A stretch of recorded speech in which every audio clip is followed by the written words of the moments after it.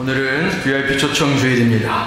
이렇게 귀한 분들 많이 와주셔서 정말로 감사드립니다. 오늘 오신 분들에게는 저희가 작은 선물을 준비했는데요. 약소하지만 기쁘게 받아주시기 바랍니다. 사실 제가 제일로 드리고 싶었던 것은 성경책이에요. 성경책인데 아쉽게도 오늘 성경책을 드리지는 못하지만 대신 오늘 제가 성경 말씀 한 구절 여러분들에게 선물로 소개해 드리려고 합니다. 이 성경책을 마치 사골국 우리듯이 아니면 조청 만들듯이 조리고 우리고 요약하면 한 구절로 추리하게 됩니다. 그것이 바로 오늘 우리가 읽은 요한복음 3장 16절 말씀인데요. 창세기부터 계시록까지 66권의 말씀을 한마디로 요약하는 것이 오늘 우리가 읽은 말씀입니다. 아마 예전에 주일학교를 다녀보신 분이라면 한 번쯤은 아마 다 들어보셨을 거예요. 그래서 이런 말이 있어요. 교회 다닌다고 하는 사람이 요한복음 3장 16절을 모른다면 간첩이다. 그 정도로 유명한 말씀인데 우리가 한번 다시 기억하기 쉽게 숫자를 이용해서 다시 한번 읽어보겠습니다. 어떻게 읽냐면요, 하나님이, 한번 따라해 보세요. 하나님이 세상을 이처럼 사랑하사 독생자를 주셨으니 누구든지 예수 믿으면 멸망하지 않고 영생을 얻으리로다. 자, 요한복음 3장 16절. 어렵지 않죠? 네. 노래도 있습니다. 노래도. 자, 노래 아시는 분들 우리 한번 같이 노래로 율동과 함께 같이 불러보겠습니다. 그냥 반주 없이 할게요. 자, 하나님이 세상을 이처럼 사랑하사 독생자를 주셨으니 누구든지 예수 믿으면 멸망하지 않고 영생을 얻으리라. 요한복음 3장 16절. 아이고, 잘하셨습니다. 네, 아주 잘하셨어요. 제가 인도에서 7년 선교사로 사역을 했는데요. 여러분 아시다시피 인도는 종교의 나라입니다. 여기에는 힌두교가 시작된 곳이고 불교도 시작이 됐어요. 또 무슬림, 조로아스터교, 온갖 무속신앙들이 많은 나라가 인도입니다. 제가 그래서 그런 인도에 살면서 다른 종교에 대해서 조금 공부를 해봤어요. 공부의 결론이 뭐냐? 세상의 어떤 종교도 신이 인간을 사랑한다 이렇게 말하는 종교는 없더라는 겁니다. 또 반대로 마음을 다하고 성품을 다하고 힘을 다하여 주 너의 하나님을 사랑하라 이런 것처럼 신이 인간에게 사랑을 요구하는 경우도 없어요. 다른 종교의 신들을 보면 전부 재물 바쳐라, 공덕을 쌓아라, 계율을 지켜라 이런 말만 하지 신을 사랑하라 이런 말을 하는 곳은 없더라는 것입니다. 오직 우리가 아는 하나님만 우리를 사랑하신다 말씀하시고 또 우리에게 나를 사랑하라 이렇게 말씀하시는 분이라는 거예요. 그래서 여러분 많이 들어보셨겠지만 기독교를 사랑의 신앙이다. 하나님은 사랑이시라. 그래서 사랑이 기독교의 핵심입니다. 자, 그런데 문제는 많은 사람들이 이 하나님의 사랑에 대해서 오해를 하는 경우가 있다는 거예요. 그래서 오늘 제가 그 오해를 좀 풀어드리려고 합니다. 오늘 요한복음 말씀을 통해서 우리가 가지고 있는 하나님에 대한 오해, 하나님 사랑에 대한 오해 문제를 풀어보고자 합니다. 첫 번째로 사람들이 가지고 있는 하나님에 대한 오해는 이거예요. 하나님이 사랑하는데 왜 우리를 죄인이라 하는가? 이거예요. 목사님, 하나님은 우리를 사랑하신다 하면서 왜 자꾸 우리를 죄인이라 그렇게 부르나요? 왜 자꾸 죄인이라고 할까요? 죄인이라는 말 참 듣기가 거북합니다. 여러분, 교회 오시면 제일로 많이 듣는 이야기 중에 하나가 그거예요. 인간은 죄인이다. 당신은 죄인이다. 이런 죄인이라는 이야기를 우리가 많이 듣게 됩니다. 아니, 나는 다른 사람 사기친 적도 없고 폭행한 적도 없고 정직하게 열심히 살았고 내 죄라 한다면 뼈 빠지게 일해서 고생해서 자녀들 키운 것밖에 없는데 왜 자꾸 나를 죄인이라 하는가? 이렇게 생각하시는 분들이 있다는 거예요. 여러분, 맞아요. 세상에서는 강도질, 도둑질, 살인 이런 범법 행위들을 죄라고 이야기를 합니다. 그런데 성경에서 말하는 죄는 그게 좀 달라요. 그런 범법 행위들은 성경에서 말하는 죄의 결과로 나타나는 것이고, 성경에서 말하는 죄라는 것은 좀 더 근본적인 것을 말합니다. 우리 예레미야서 2장 13절의 말씀 한번 같이 읽도록 하겠습니다. 자, 시작. 내 백성이 두 가지 악을 행하느니 곧 그들이 생수의 근원되는 나를 버린 것과 스스로 웅덩이를 파는 것인데 그것은 그 물을 가두지 못할 터진 웅덩이들이니라. 성경에서 말하는 그 근본적인 죄는 무엇이냐? 생명의 근원 되신 하나님을 떠난 것이 죄라는 겁니다. 그래서 하나님과 분리된 상태를 성경에서 죄라고 표현하는 거예요. 하나님을 떠나서 내 인생이 내 것이고 내 인생의 주인이 나라고 생각하고 살아가는 것이 죄라는 겁니다. 예수님이 이 죄에 대해서 아주 쉽게 비유의 이야기로 우리에게 설명을 해주셨는데요. 누가복음 15장에 보면 탕자 이야기가 나옵니다. 한 아들이 있었어요. 이 아들은 아버지 밑에서 아주 부족함 없는 삶을 살았어요. 먹는 것도 입는 것도 삶의 모든 부분에 있어서 부족함 없이 살았습니다. 그런데 어느 날 이 아들이 아버지에게 이런 이야기를 하는 거예요.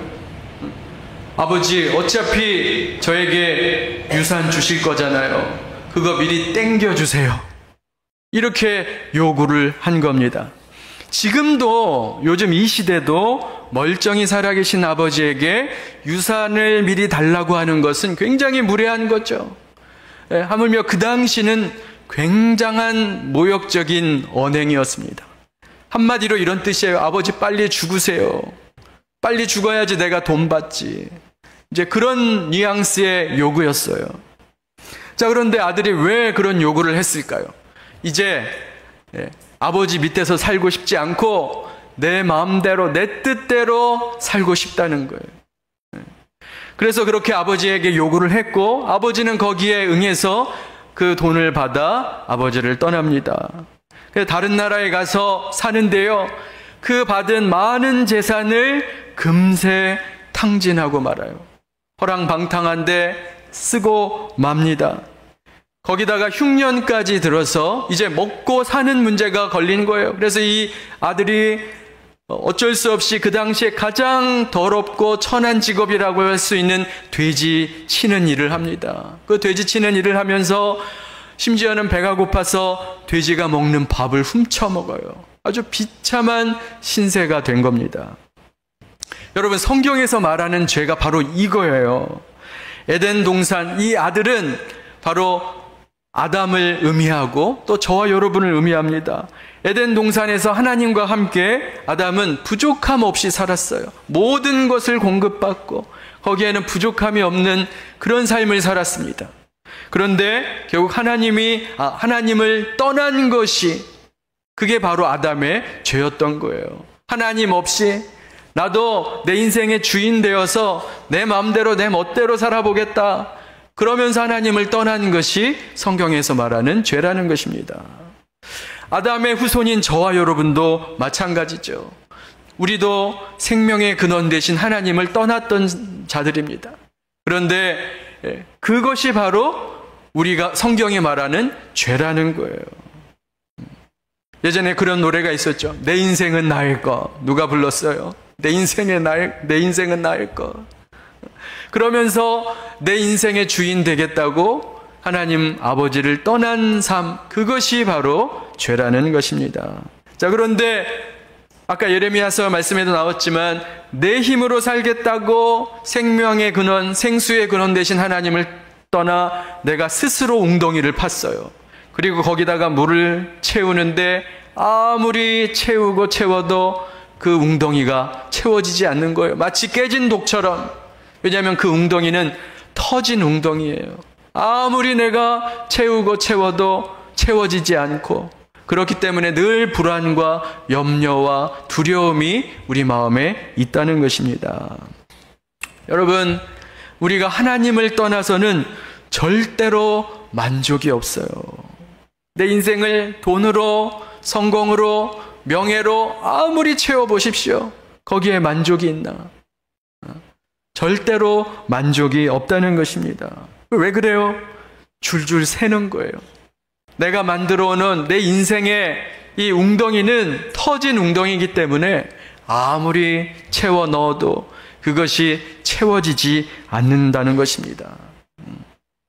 그래서 죄 가운데 사는 것이 비참한 거예요. 하나님과 떠나서, 하나님을 떠나서 하나님과 분리돼서 사는 그 인생이 비참한 인생이라는 거예요. 그래서 하나님 없는 인생은 늘 불안하고 염려와 걱정과 근심으로, 두려움으로 가득한 삶을 살게 된다는 것이 성경의 말씀입니다. 그래서 성경이 자꾸 죄에 대해서 말하는 이유는 바로 이거예요. 하나님을 떠난 인생이 얼마나 비참한가, 그것을 우리에게 알려주려고 반복적으로 이야기하고 있는 것입니다.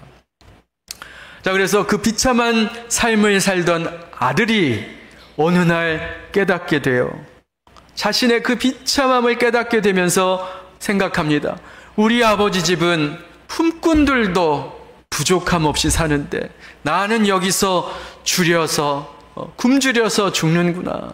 그 자신의 비참한 상태를 깨닫고, 그래, 참 면목이 없지만 아버지께로 돌아가자.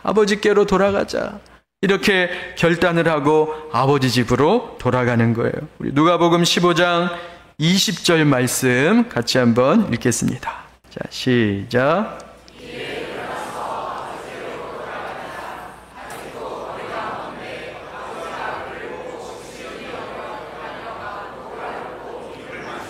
네. 그 아들이 이제 돌아가는데 아버지가 어떻게 하고 있어요? 집 나간 아들을 애타게 기다리던 아버지는 매일 밖에 나와서 혹여나 오늘 우리 아들이 돌아오는가, 그 간절한 마음으로 지켜보고 있었는데 아들이 오는 거예요. 그 돌아오는 아들을 보고 어떻게 합니까? 버선발로 달려가는 거예요. 그 아들에게 달려가서 입을 맞추고 포옹을 하고 그 아들을 집으로 영접해서 새 옷을 입히고 잔치를 베풀어 주었다는 이야기입니다. 바로 이 아버지가 누구냐? 저와 여러분을 향한 하나님 아버지의 마음인 줄로 믿습니다. 그래서 여러분, 하나님은 우리를 정죄하시지 않으세요. 정죄하시지 않습니다. 우리 그 죄인이라는 말 속에는 우리를 향한 하나님의 안타까운 마음이 담겨 있는 거예요. 우리를 향해 안타까워 하시는 거예요. 왜 저렇게 하나님을 떠나서 두려움과 불안과 염려 속에 비참한 삶을 사는가? 그런 안타까운 심정으로 우리를 바라보신다는 것을 여러분 꼭 기억하시기 바랍니다. 두 번째로 하나님 사랑에 대한 우리의 오해는 이거예요.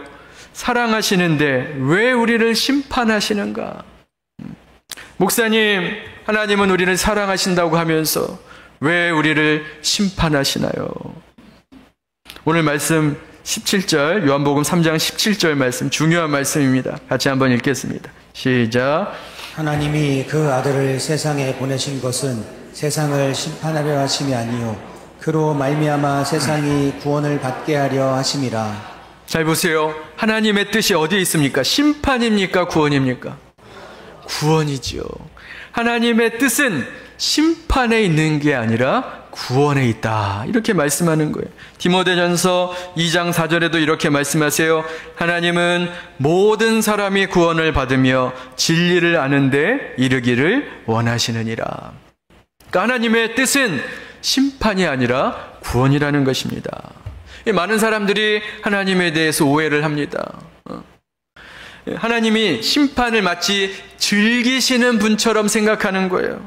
그래서 하나님이 지옥을 만드셔서 예수 믿지 않는 사람들을 이렇게 손가락으로 집어서 지옥불에 쑤셔넣는, 지옥불에 쳐넣는, 그것을 즐기는 그런 신처럼 사람들이 오해를 한다는 거예요. 여러분, 절대 아닙니다. 하나님을 오해하셔서는 안 돼요. 하나님의 뜻은 심판에 있지 않고 구원에 있다는 거예요. 그러면 성경에서 말하는 하나님의 심판이라는 것이 구체적으로 무엇인가? 제가 로마서 1장 21절 말씀을 현대인의 성경 버전으로 읽어드릴게요. 읽겠습니다.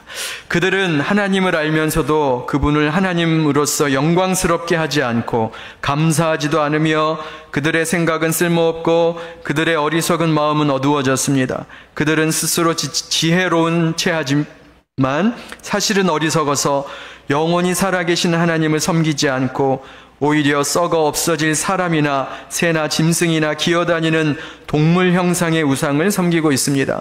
그러므로 하나님은 그들이 마음의 정욕대로 추잡하게 살도록 내버려 두셨고 그들은 서로 몸을 더럽혔습니다.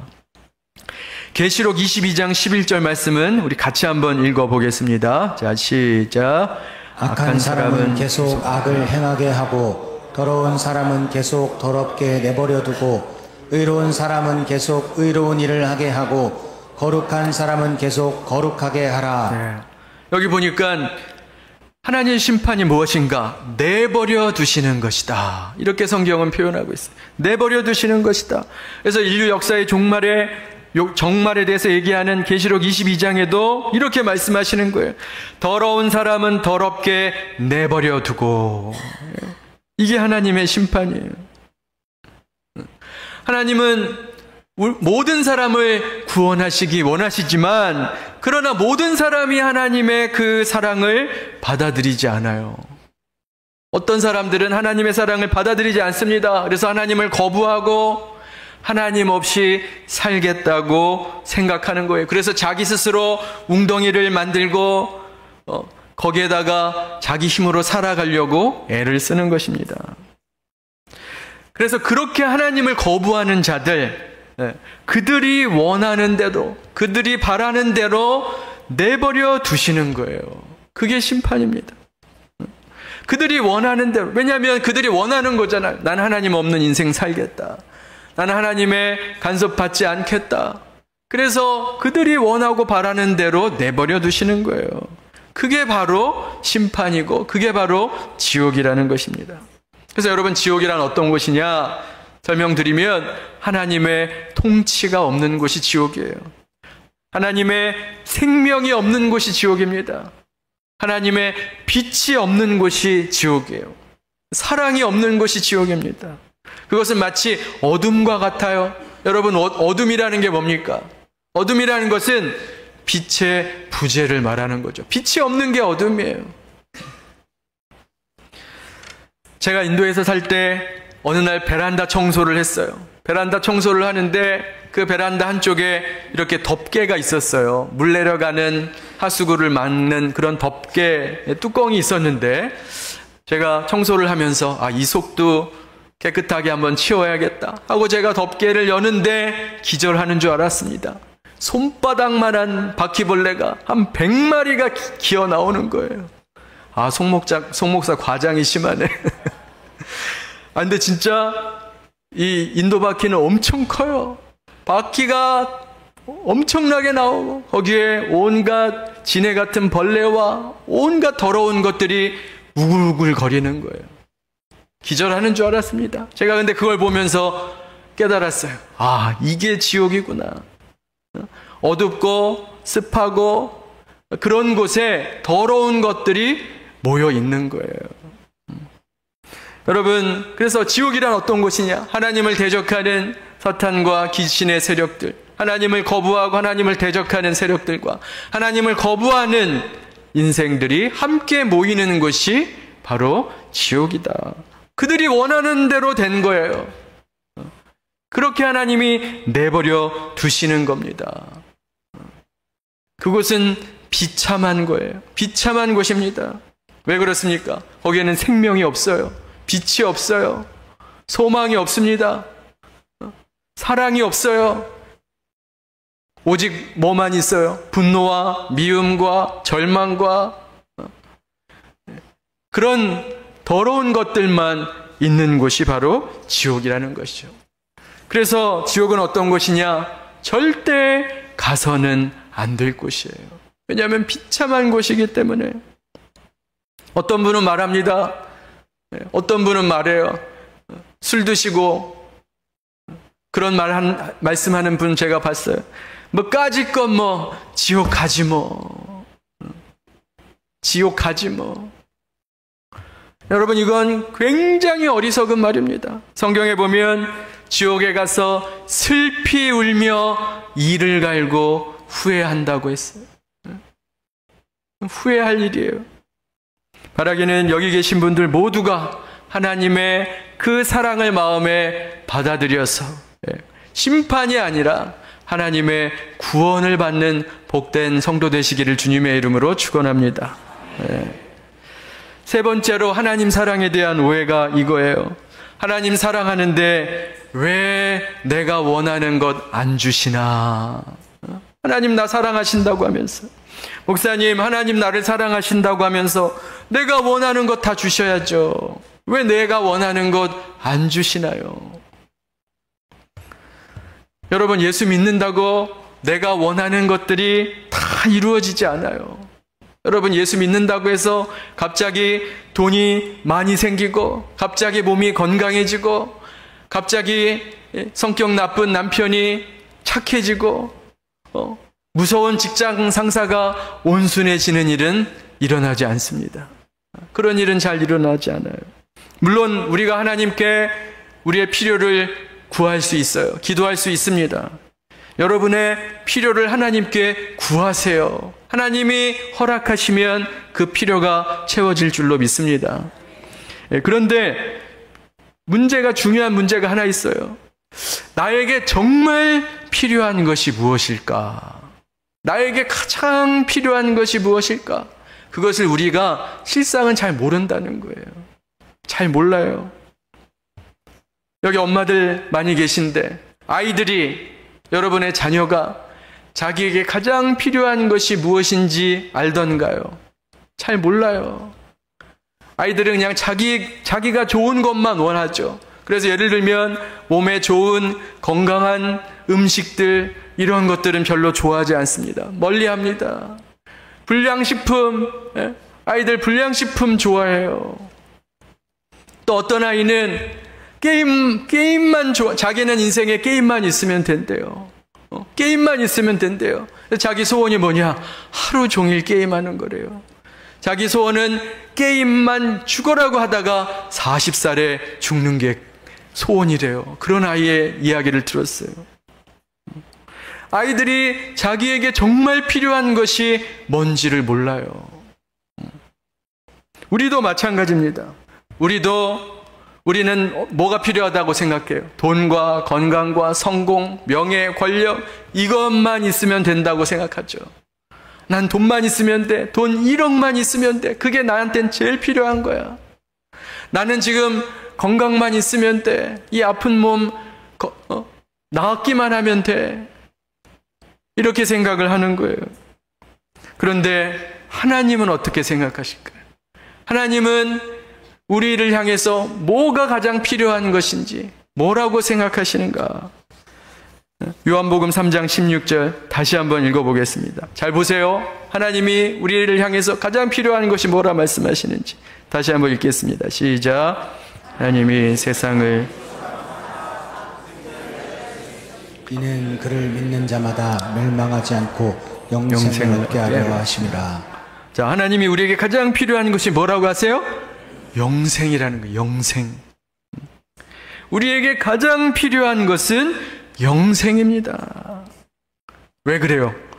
아까 우리가 생각하는 돈과 건강과 성공이라는 것은 일시적인 거예요.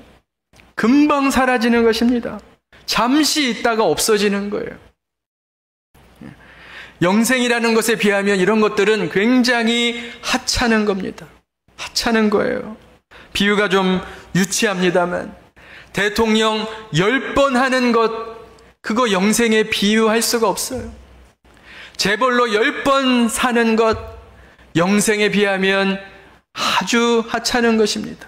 그러니까 우리 인생에 가장 필요한 것은 영생이라는 거예요. 반대로 말하면 뭡니까? 우리 인생의 가장 중요한 문제가 바로 죽음의 문제라는 거예요. 여러분 삶에 있어서 가장 심각하고 중대한 사건이 뭘까요? 죽음입니다. 죽음보다 더 큰 문제는 없어요.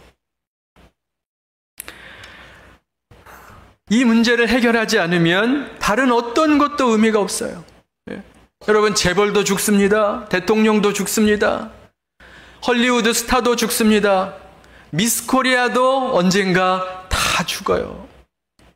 죽음의 문제가 우리 인생의 가장 큰 문제예요. 저와 여러분도 마찬가지죠. 우리의 가장 큰 문제도 죽음의 문제입니다. 하나님은 이것을 아시는 거예요. 하나님은 우리의 필요를 가장 잘 아시는 분이시기 때문에 우리에게 가장 필요한 영원한 생명, 영생, 영어로 eternal life예요. eternal life. 여러분, 영생을 오해하지 마세요. 어떤 분은 아이고 이거 사는 거, 오래 사는 거, 100살 사는 것도 지겨워 죽겠는데 무한정 사는 것이 얼마나 지겨워. 여러분, 영생이 그런 무한정한 시간을 말하는 게 아니에요. 성경에서 말하는 영생은, 영원한 생명은 무한적인 시간이지만 퀀티티, 양만 있는 게 아니라 퀄리티도 있는 거예요. 신적인 생명을 말하는 겁니다. 하나님이 우리에게 신적인 생명, 영원한 생명을 주시겠다 약속한 줄로 믿습니다. 그게 우리에게 주시는 영생이에요. 그러니까 하나님이, 우리는 자꾸 돈, 건강, 뭐 이런 것만 생각하는데 하나님이 말씀하시는 거예요. 너에게 가장 필요한 것은 영원한 생명, 영생이다. 이렇게 말씀하시는 거예요. 이제 말씀을 맺고자 합니다. 최근에 제가 장례를 많이 치렀어요. 교회에서도 장례가 많았고, 또 얼마 전에 저희 큰 누나가 암으로 세상을 떠났습니다. 그래서 죽음에 대한 생각을 많이 하게 돼요. 사실 저희 큰 누나가 올 초에 저랑 약속을 했거든요. 이웃 초청 주일날 우리 교회에 와서 같이 예배드리기로 약속을 했는데 그 약속을 못 지켰어요. 먼저 천국으로 갔습니다. 그래서 오늘 누나 대신 우리 조카가 같이 와서 예배 드리고 있습니다. 또 우리 박상희 권사님도 이 자리에 함께 계실 줄로 알았죠. 그렇게 생각을 하고 기대했어요. 그런데 함께 하시지 못했어요. 그래서 오늘 우리 두 아드님이 함께 예배를 드리고 있어요. 여러분, 고통 가운데, 아픔 가운데 있는 가족들을 바라보는 것은 굉장히 힘든 일입니다. 어떤 마음이 드냐면, 내가 할 수만 있다면 신장이라도 하나 떼주어서 살 수 있으면 떼줄 텐데, 간이라도 좀 잘라서 줘서 살 수만 있다면 떼줄 텐데, 그런데 그걸 할 수가 없는 거예요. 그걸 할 수가 없어요. 그렇게 해서라도 살릴 수 있으면 좋을 텐데 그렇게 할 수가 없는 겁니다. 제가 그걸 뭘 깨달았냐면, 야, 인간이 죽음 앞에 할 수 있는 게 없구나. 할 수 있는 게 없구나. 죽음 앞에는 돈도 명예도 권력도 아무 소용이 없는 겁니다. 제가 너무 절실하게 느꼈어요. 우리에게 가장 필요한 것은 그래서 이 죽음의 문제를 해결하는 거예요. 죄와 사망의 권세를 이기시고 부활하신 그 예수님의 그 생명을 우리가 받아서 우리도 영원한 생명을 누리는 것, 이것이 우리 인생의 가장 중요한 문제인 줄로 믿습니다. 그 문제를 해결하시기 위해서 하나님께서 어떻게 하셨어요? 하나밖에 없는 독생자 예수 그리스도를 이 땅에 보내시고 그 예수님으로 하여금 십자가에 달려 살을 찢으시고 피를 흘리셔서 우리의 죄의 문제를 해결해 주신 겁니다. 저는 저희 누나에게 또 우리 박상희 권사님께 아무것도 해줄 수가 없었어요. 마음은 있어도 우리가 뭐 어떻게 하겠습니까? 그런데 우리 하나님은 우리 두 분을 위해서 놀라운 일을 하신 거예요. 독생자를 보내시고 예수님은 그 두 분을 위해서 살을 찢으시고 피를 흘리셔서 죄의 문제를 해결하시고 죽음의 문제를 해결하시고 영원한 생명을 주신 줄로 믿습니다. 여러분, 이 사랑이 얼마나 놀랍습니까? 참 이 사랑이 놀라운 거예요. 세상 어느 신도 이런 사랑을 이야기하는 그런 존재는 없어요. 여러분, 그래서 믿음이란 무엇인가? 그 하나님의 사랑을 내 마음에 받아들이는 거예요. 그게 믿음입니다. 여러분, 하나님 계신다, 하나님 계시지, 그건 믿음이 아니에요. 그건 지적 동의지, 그건 믿음이 아닙니다. 그건 귀신들로 알아요. 하나님 계시다는 거는 귀신들도 압니다. 믿음이란 무엇인가? 그 하나님의 사랑을 내 마음에 받아들이는 것. 하나님이 나를 사랑하신다. 하나님이 나를 정말로 사랑하신다. 이것을 깨닫는 저와 여러분 되시기를 주님의 이름으로 축원합니다.